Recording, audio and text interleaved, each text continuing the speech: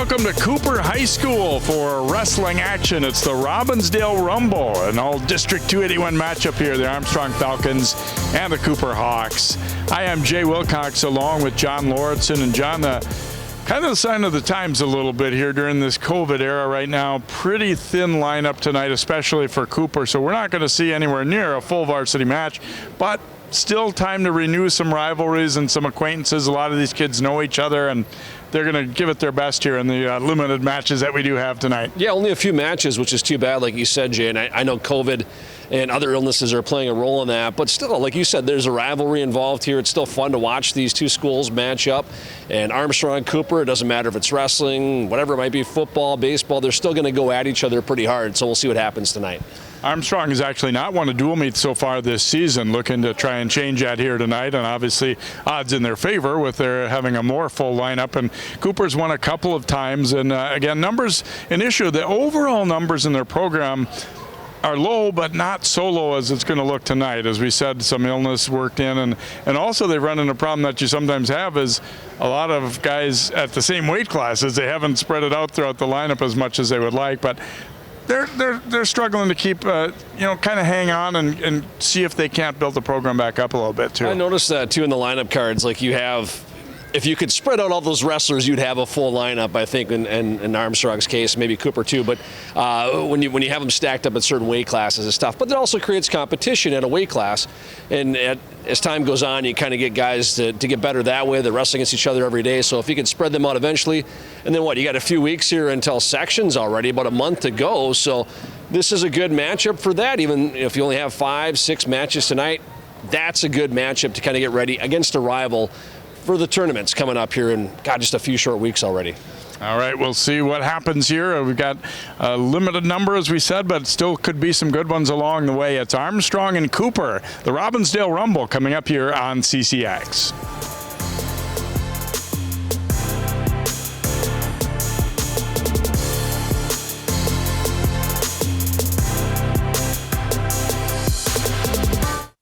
This is CJ, CEO of CJ's Produce. I'm the muscle, she's the brains.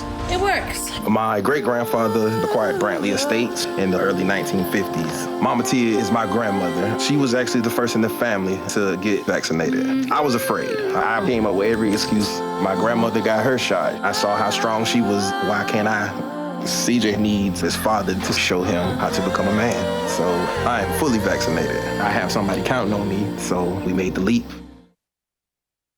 My father instilled in me the commitment to hard work. He came to this country from Michoacan as a farm worker. My mother and my father had COVID early on. In order to stay safe and be around our players and my family, I took the vaccine. An hour after, I got a workout in. I may not be anybody in this world, but when people have an interaction with me, I provide my best.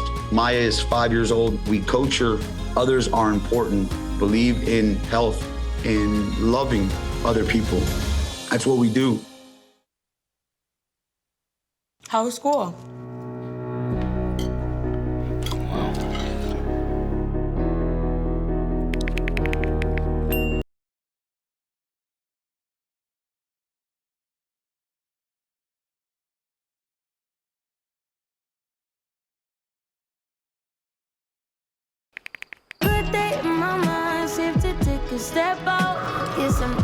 Music can help you express how you're feeling. When you can't find the language, find the lyrics.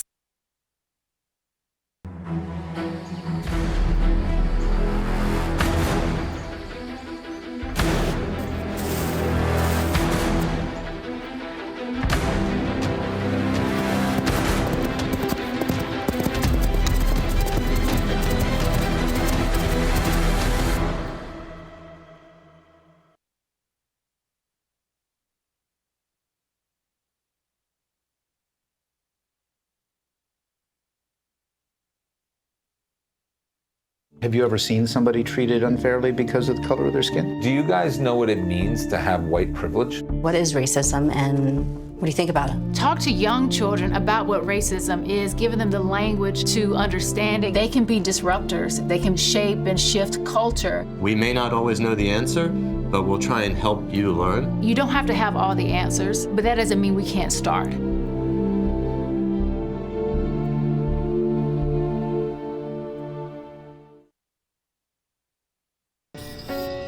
I'm a first-generation Filipino American.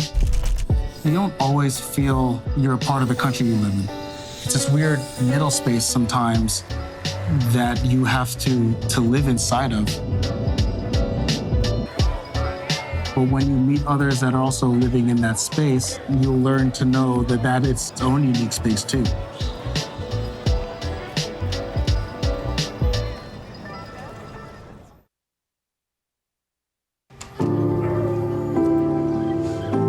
Owen, when you came into my life, it was a whirlwind. I just can't do it. We didn't know what the future would hold, but we knew you would always be a part of it. Adopting you was the best decision in our life. And I am so proud to call you my son.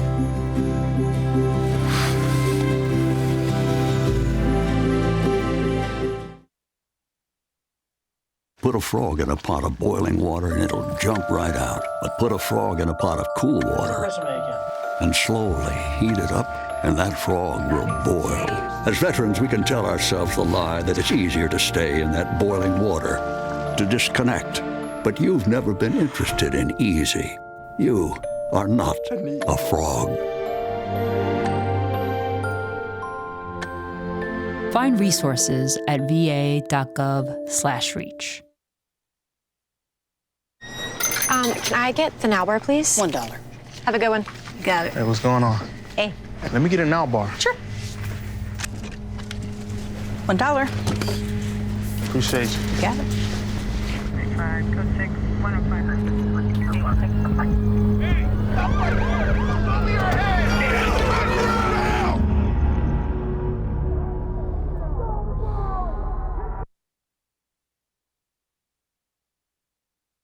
As a scientist, I know by the time she takes her first breath, 9 billion more tons of carbon pollution will be in the air. When she takes her first steps, wildfires will have burned millions more acres she could have explored. By the time a child born today goes to college, it may be too late to leave them the world we promised. Our window to act on climate change is like watching them grow up. We blink and we miss it.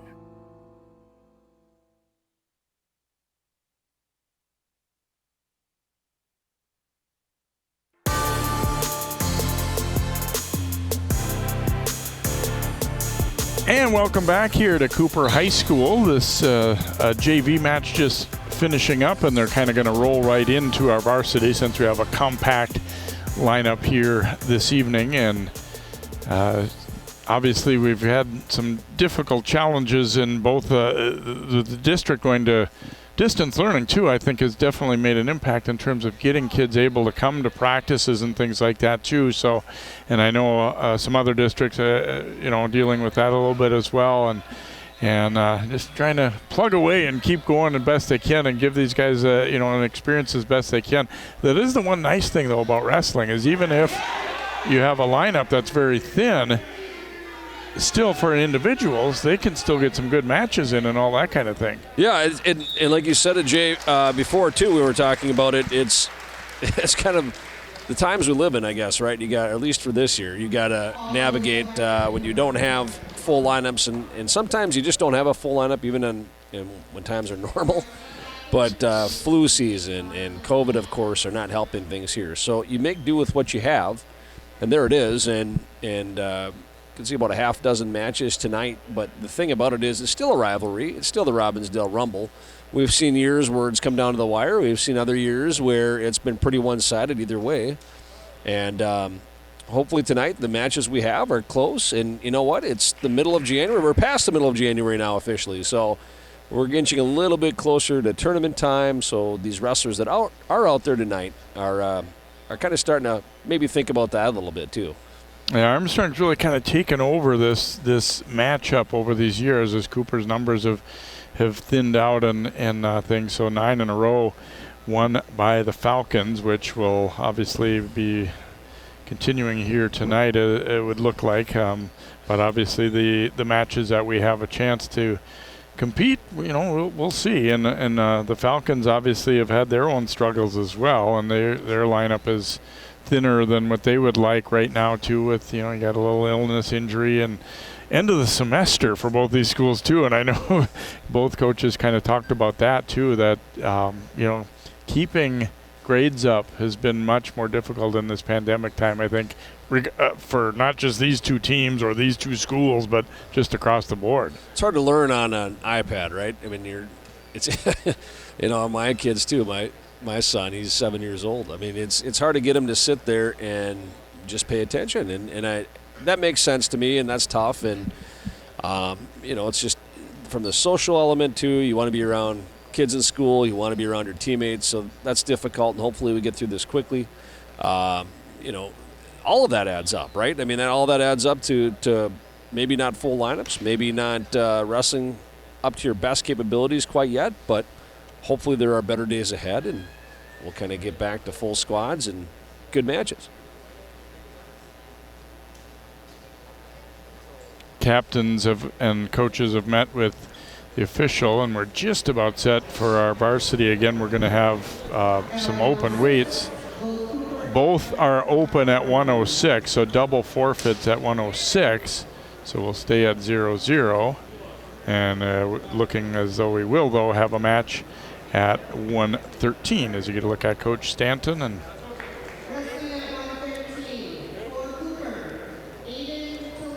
junior Aiden Toledo for Cooper and Derek Tingle for Armstrong here as we'll get our first match in here at 113.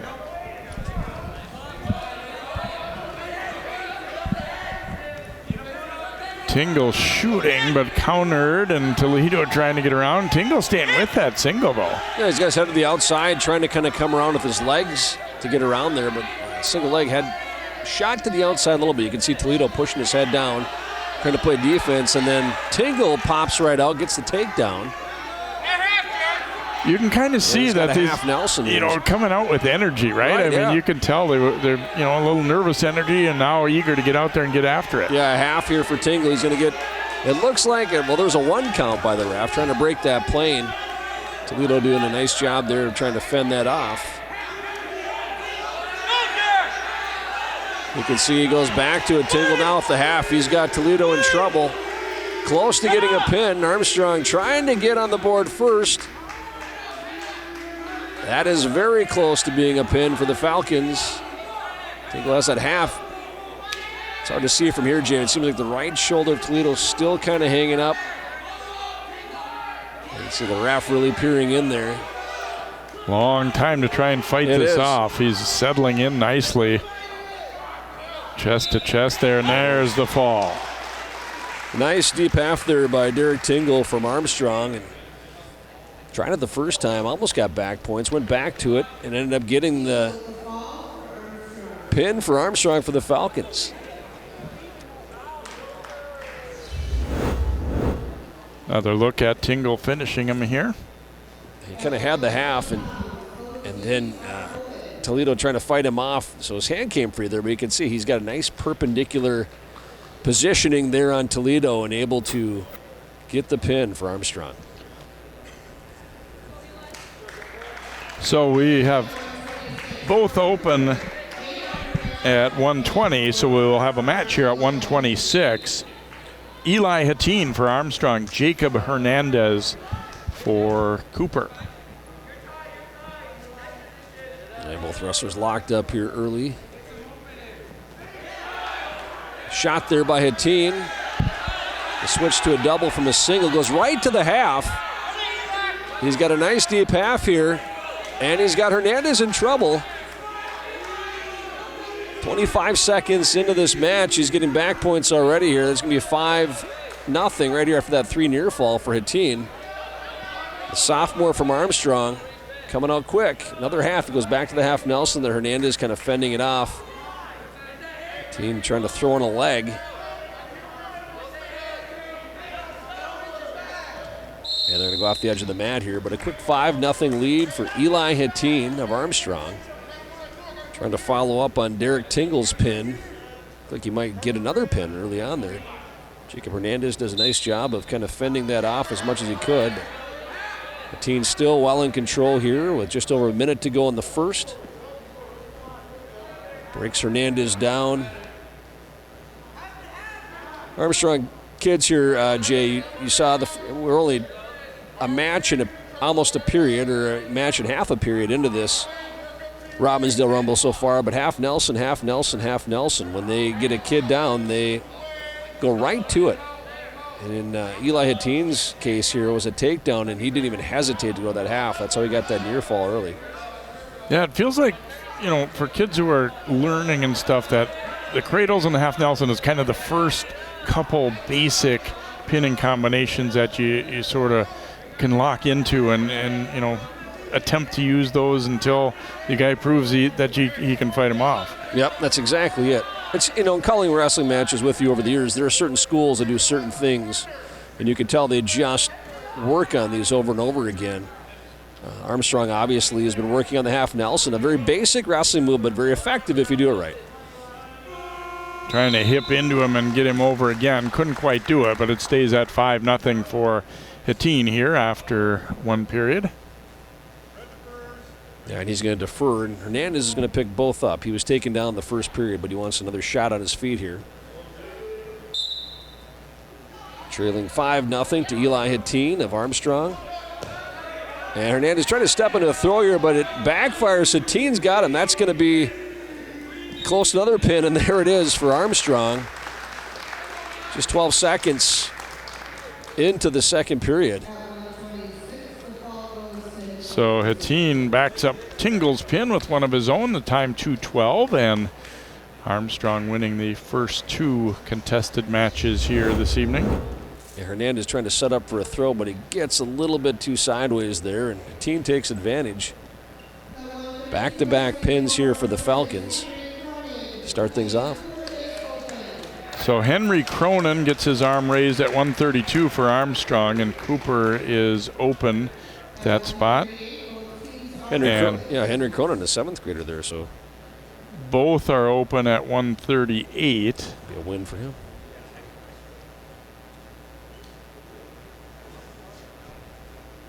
And I believe Armstrong will be getting another forfeit. Jonga Bliss. And Cooper is open again, so get the forfeit win for Armstrong. And then it looks like we should have a match, I believe, at 152 here.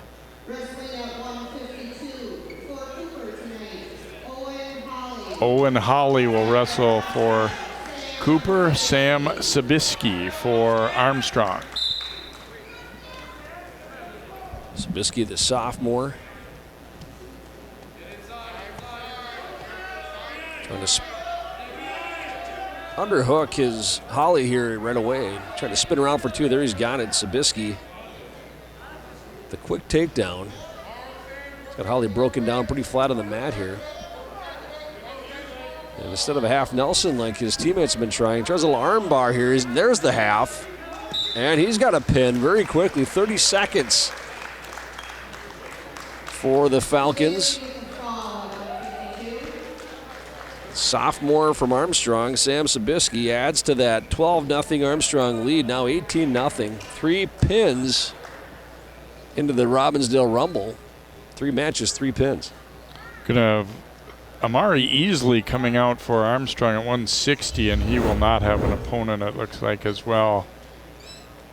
So you get a look at the finishing touches there by Sabisky. Kind of disappointing that we don't get to see Amari, because he's, fair to say, Armstrong's best wrestler. Did he have a brother that wrestled? Yes. Yes, he did. And his brother was very good too. And I think he looks like his brother too, if I remember right around the same weight. So yeah, his brother was a very good wrestler as well. So a forfeit win at 160. And Emmanuel Adane will win by forfeit for Armstrong at 170. And yeah, our team scored too, and just match to match would be 18-0. But with these forfeits now, it looks like 42-0. I think we have that right, 42-0. Henry Smith will get his arm raised as a forfeit at 182, so we go up to 48-0. And now we should have the next 3 matches. All right, we should have matches. And you feel bad for these teams because they're doing what they can to put in full squads. But like we mentioned, there's other factors involved with illness and everything else going on. It's a quick stoppage here. Clock issue here. Okay. It's Joey Longan for Armstrong, Alex Reynolds for Cooper. Cooper's Reynolds a senior, Longan is a junior.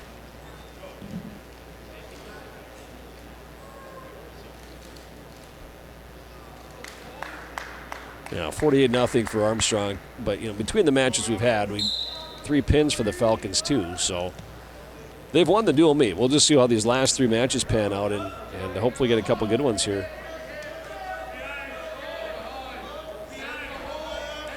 195. We're going to fill these last 3 weight classes, it looks like, too, so that'll be good.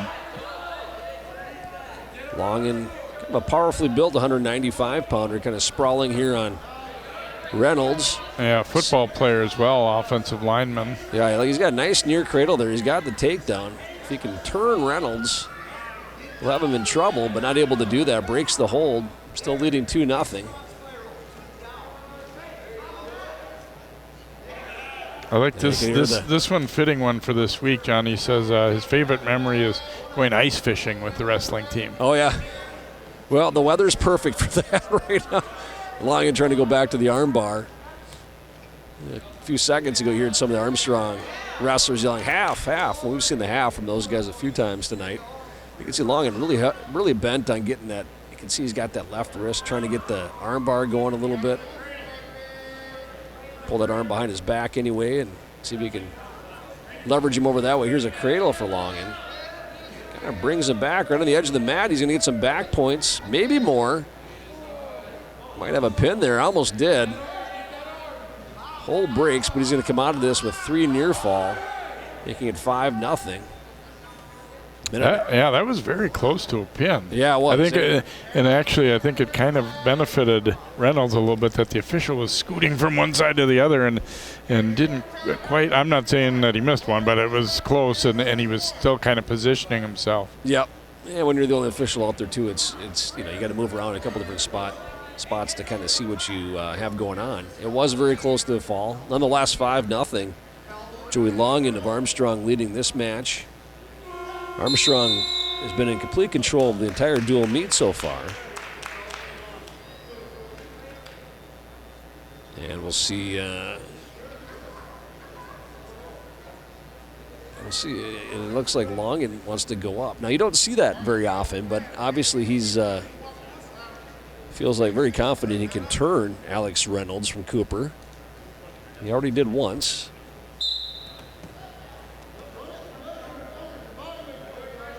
Right off the whistle. Reynolds trying to peel those hands. Longan kind of just wading into him there a little bit. That could be a pin right there, Jay. And there it is. Another one for the Falcons. 4 for 4 tonight in matches. All pins for Armstrong. So Joe Longan gets it done. 2:14 the time of this one. That's not even a half Nelson. He kind of just leverages him over, and once you get in that position, especially in the upper weights, tough to get out of that.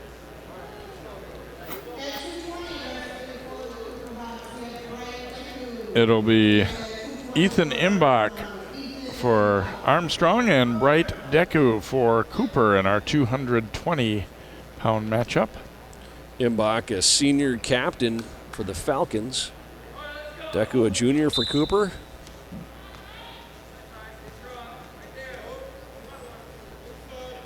Deku trying to get Cooper on the board. Imbach involved in track and football as well.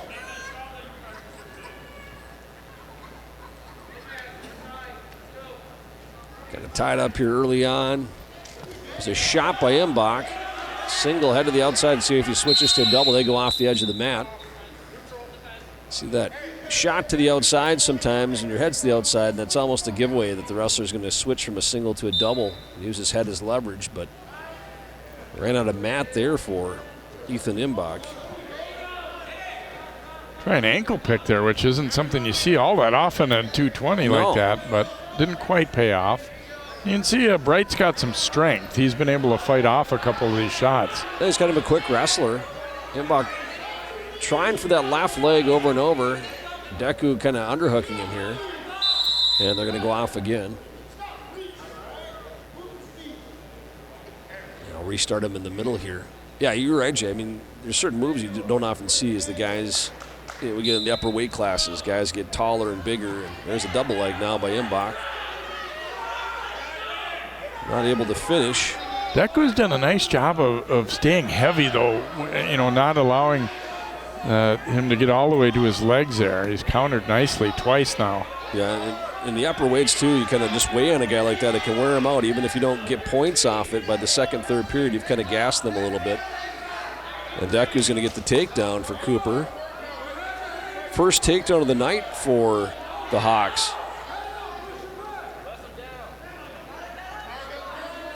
30 seconds left here in the first.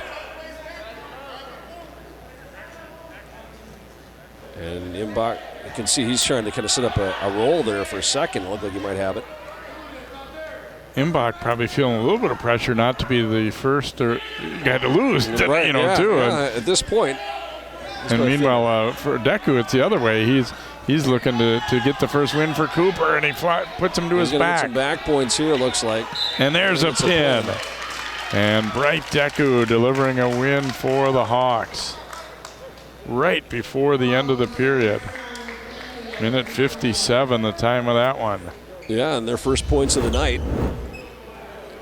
Deku kind of, again, it's more of like a leverage. There's not really half Nelson there, but kind of leverages Imbach over and able to finish the match. It's the Hawks, their first points of the evening.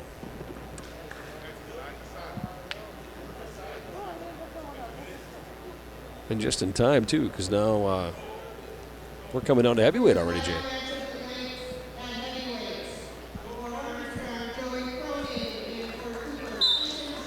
Joey Cronin and Tayton Scheuer going at it here. Yeah, both juniors. And we got a head gear that fell off here for Tayton Scheuer of Cooper.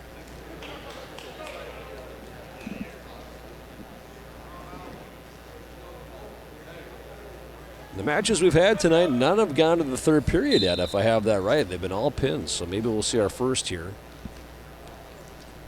Although typically when you get to heavyweights, it's kind of like once you get somebody to their back, that's all over. It's not always. Right, it's the lighter weights where you see those three-period matches, and I'm just going to let them kind of go here for a little bit. Headlock, or headgear rather, it came off again.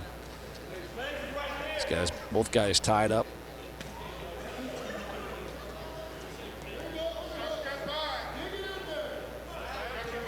You can see Cronin kind of pushing into Scheuer. A little bit bigger, it feels like.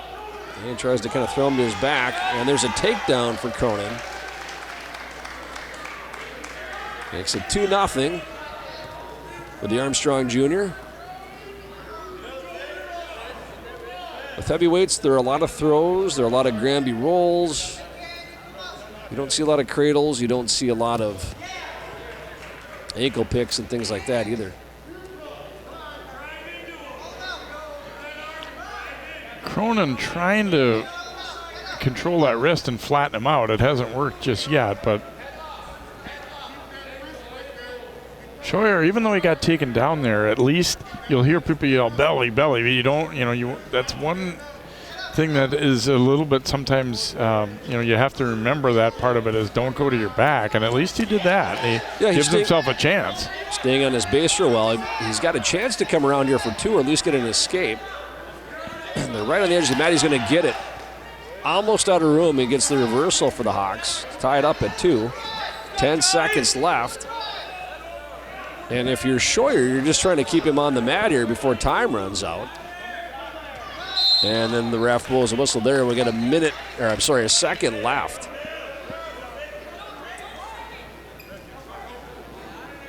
So a reversal for Scheuer.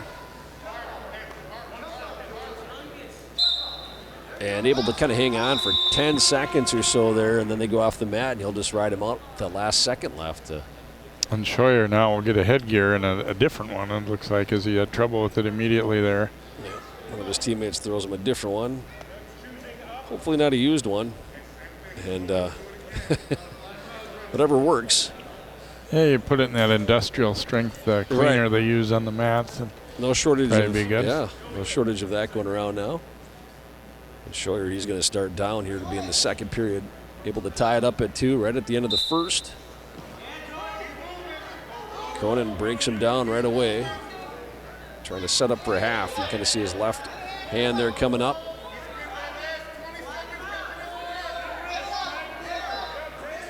Scheuer again doing a nice job of at least staying on his base, not getting flattened out. And he gets an escape. Kind of felt like Cronin cut him loose there a little bit. Now it's Scheuer who shoots for the single. Cronin sprawls. And he'll come around for 2. 4-3 now. The Armstrong Jr. leads. Cronin looks like he maybe has a little bit of a weight advantage there, and I think it showed up a little bit in that last exchange there. He's a little bit bigger heavyweight, so hard to say by how much, but definitely has a little bit of a size advantage here over Scheuer. Scheuer trying to sit out. I think he wanted to put a cradle on there, but he's Scheuer trying to come around and face him if he can. Not able to do it yet. Very close going off the edge of the mat. The ref will let him go as long as Cronin's feet are in bounds, typically, but it looks like, I thought Scheuer was shaking up there for a second. Looks like he's okay.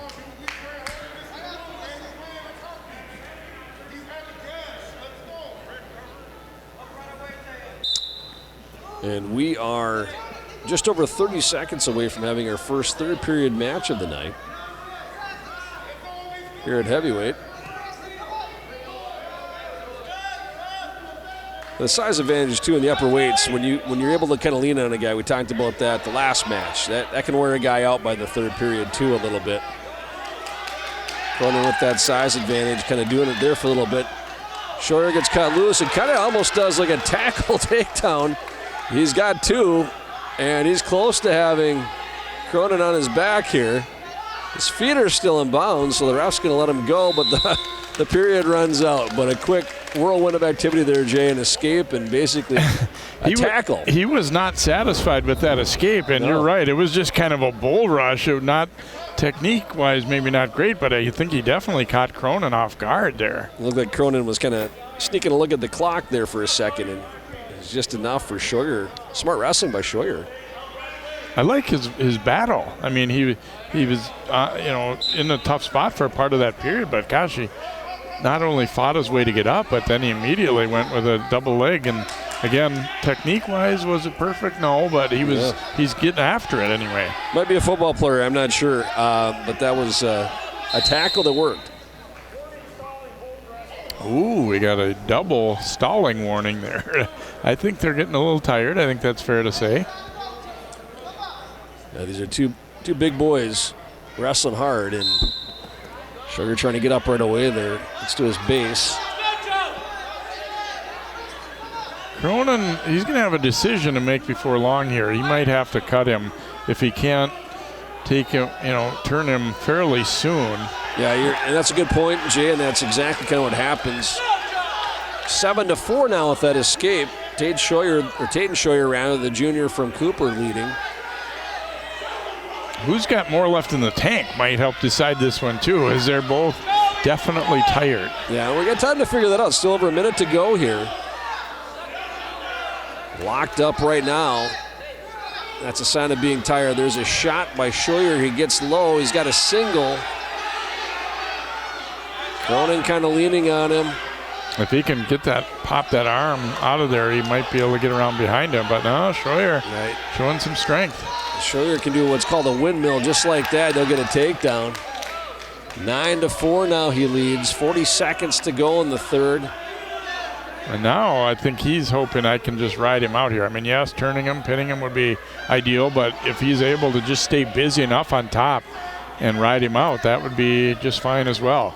He's wrestled a good match. He has. Cronin looking a little tired, but here he gets a flurry of activity.